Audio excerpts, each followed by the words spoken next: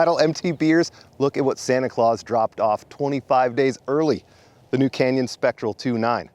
Our CF8 version right here retails for $4,699 and literally showed up 3 days ago. Now, if you're one of those people who pays attention to new bike launches, you're probably doing this right about now. Well, don't worry, you're not alone. We did the exact same thing, but that's why we're here today. To go through the highlights, look at the geometry, check out the different build options, as well as compare it to the 27.5 Spectral that came before it. Vital MTB tester Greg Montgomery gives us his first ride impressions on trails that he's very familiar with, and he ponders, just like most of us, whether a 150, 160 mil travel 29er with 64-degree head angle is a trail bike. What's up, brother? Nothing, thanks for being here. Is there any way you can talk to your bosses about giving us more than 2 days to deal with a bike? You know, I don't know what to say about that. I'm just making you feel awkward. It's the program I run on. There's even some bonus blasting with Canyon rider Braden Bringhurst. We've provided timestamps below so you can easily cruise the contents of this video. Now, before we jump into the video, it should be known that Canyon is a direct-to-consumer bike brand. That means you go to canyon.com, you buy the bike you want, and they ship it to your door without a local bike shop involved in the process. The bike will arrive in a box, mostly assembled.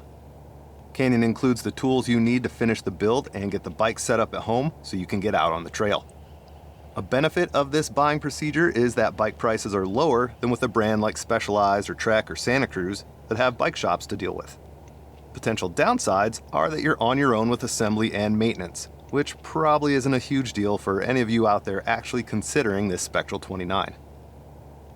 If there are warranty or parts issues, you deal directly with Canyon instead of a local shop intervening for you. That can mean delays or shipping issues if your bike goes down. And we just want to be clear that Vital MTB is not a Canyon customer, so we're not going to speak directly to the experience of buying a bike from Canyon. Canyon has their system and policies in place, and their success is dependent on the happiness of a customer. You can cruise the internet to see how others have fared when buying a bike from Canyon and decide if the price savings are worth it for you in the long run. 3 years ago, we fell in love with the Canyon Spectral AL. It was $2,399, and the performance of that 27.5 machine was tops. The carbon versions promise the same value and performance too. With 2021 on the horizon, the Spectral remain unchanged. Longer bikes, slacker bikes, and air quotes, modern geometry have taken over, and on paper, the Spectral felt dated. Combine that with lackluster internet commenter approval of the 29er Canyon Strive with its 66-degree head angle, and Canyon's trail bike line had an air of less than progressive offerings. Fast forward to a couple days ago, and we've learned that this new Spectral 2.9 should take care of you interneters, for better or for worse, with its modern geometry and layout. Travel remains at 150 mils out back and uses their triple phase suspension design. A horse link that they claim is supple through chattery sections, supportive in the mid-stroke, and progressive toward the end of the stroke for big hits.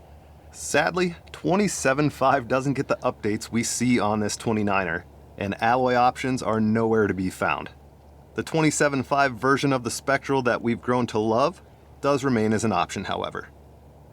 We know some of you are going to try, but Canyon says this is not a mullet-friendly bike. But they also say they're not anti-mullet because their new Sender downhill bike does have mullet options. Canyon says you can run a coil shock if you dare, but the bike is optimized around progressive air shocks. The US market gets 3 carbon versions of the Spectral 2.9. The CF7 at just $3,699 uses 150 mil travel RockShox Pike Select fork and Deluxe Select Plus shock, as well as SRAM GX Eagle drivetrain. Stop the presses, record scratch. Canyon just wrote us 20 minutes ago to let us know that the US version of the CF7, still $3,699, uses 160 mil travel RockShox Lyric and a RockShox Super Deluxe rear shock. The 150 mil Pike and regular Deluxe are the CF7 for Europe. Now back to your regularly scheduled bike review. The Spectral CF8 29 bumps up a grand at $4,699, but has a 160 mil travel Fox 36 fork and a DPX2 shock. It runs Shimano XT kit and only comes in black for the US.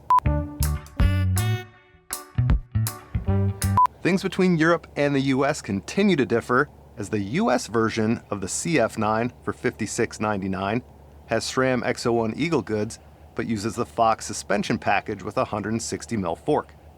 The Euro version of the CF9 has the RockShox suspension kit with a 150mm fork. But Europe gets the addition of a Spectral 9 LTD with Fox goods and Shimano XTR drivetrain and brakes. The frame itself is completely new from the ground up with carbon front and rear ends.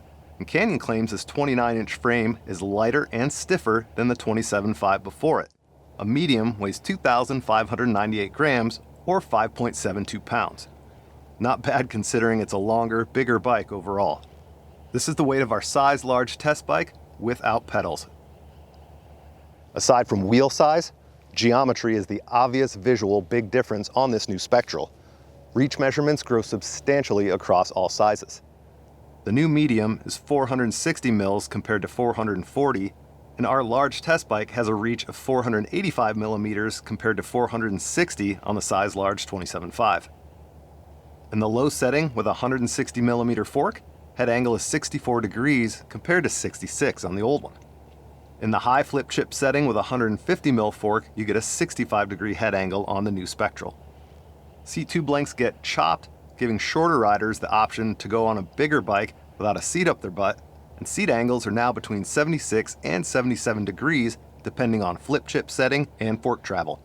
Chainstay length is a semi-playful 437 millimeters, and on paper, if you're looking for speed, the geometry seems spot on, and this should keep you interneters at bay for now. Features of the frame that are intriguing but easily missed have to do with the frame's refinement. World Cup mechanics have had input with maintenance features, and all pivot bolts are accessible when the frame is extended, and every bolt is tightened from the non-drive side. Something quite cool and handy is that there are replaceable thread inserts so you can avoid permanent frame damage in the event of a cross thread or a ham fisting incident. The supplied 600 milliliter water bottle fits just fine, but when we use a quote-unquote regular water bottle in our size large, we're pretty darn snug. We're actually touching the shock. We're not even sure if this would fit on a medium or a small frame. There's an integrated upper chain guide, but an aftermarket ISC G-mount is available if you really need that level of protection. Max rear tire width, 2.5 inches. Interestingly enough, crank size is spec'd at 165 on the size small and only goes to 170 on medium, large, and XL. Canyon says this will keep cadence up on steeper climbs and obviously reduces pedal strikes. At 40 mils, the stem length is right on, but you get Canyon's G5 stem. This new version looks a little more refined than the last one, a little easier to use, but we're gonna go ahead and just call it different. Something other than a tapered head tube isn't what we usually keep our eye out for, but when we took things apart, we noticed this is not a tapered head tube.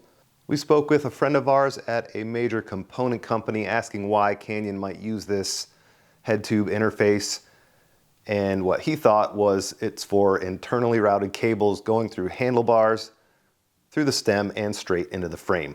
There are systems in use on road called ACR. There are some XC options out there, and that was his thought, is that Canyon's looking ahead to the future to potentially use those kind of systems on bikes like this.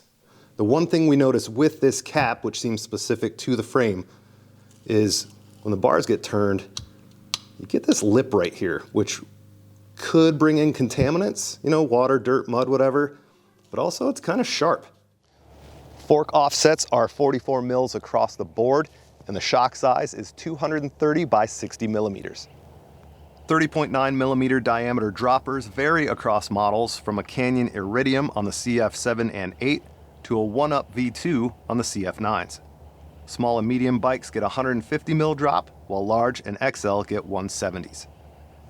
A 32-tooth chainring comes stock, but Canyon says a 30-tooth or a 34-tooth can be accommodated for you spinners or you mashers out there.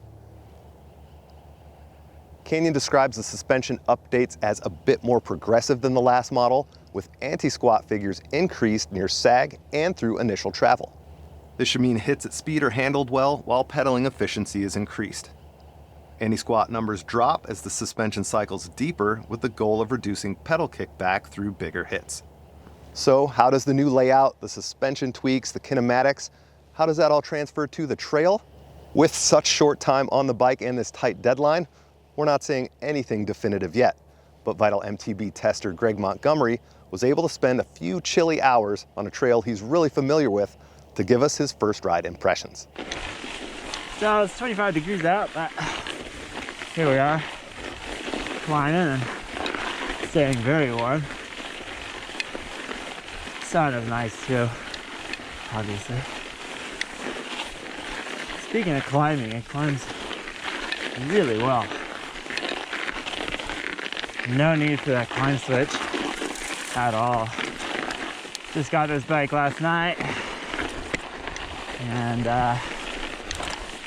I haven't really done much setup on this thing at all, but from what I can tell right now, feels pretty good. Ooh-wee. That's not a bad view. You had a ride on Trail 4. What'd you think? Super fast. Loves the straight lines. Really composed.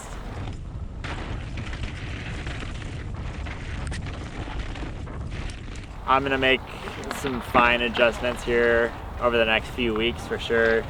Narrow the bars up a little bit. I'm really liking the spec. Suspension feels good. Honestly, I didn't have to do much of anything to get it to ride well. Is this a trail bike? Has it grown bigger than what a trail bike should be? Yeah, so that was something that I was trying to decipher on the way up. It does climb incredibly well. It doesn't squat at all. Really responsive, especially on that top end of the stroke. That seat tube angle is quite steep. Doesn't feel like a 64-degree head tube angle. Does feel long though, just no question. The wheelbase, it just feels like a big bike. I'm gonna have to play with the fit, like I said, get it feeling a little bit more neutral. Right now it feels like there's just a lot on the front end, and I feel like I'm weighting that front end a little bit too much. So I want to get some more balance. Hopefully I'll be able to do that, and if I can, I see this bike being really lethal. Did you ride Braden's medium today? Yeah, so I jumped on Braden's. On the descent, it did feel really good, but climbing, my hands were really quite close. And I would say that has to do with that steep seat tube angle that everybody's going to. So the effective top tube is getting shorter when you do that.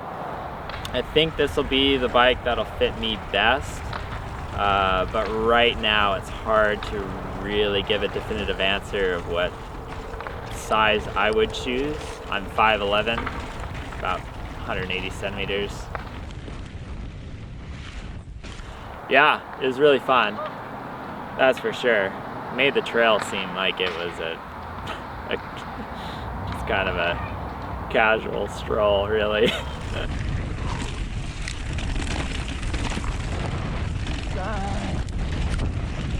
Yes.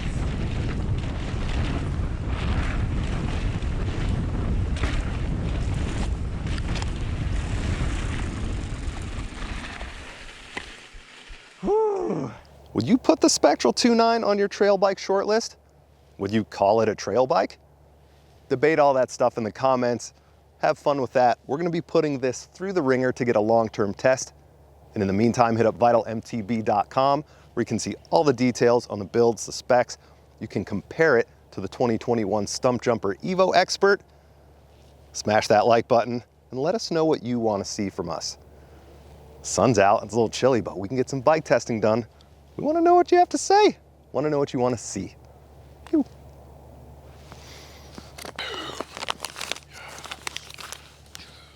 Let's go. Still recording?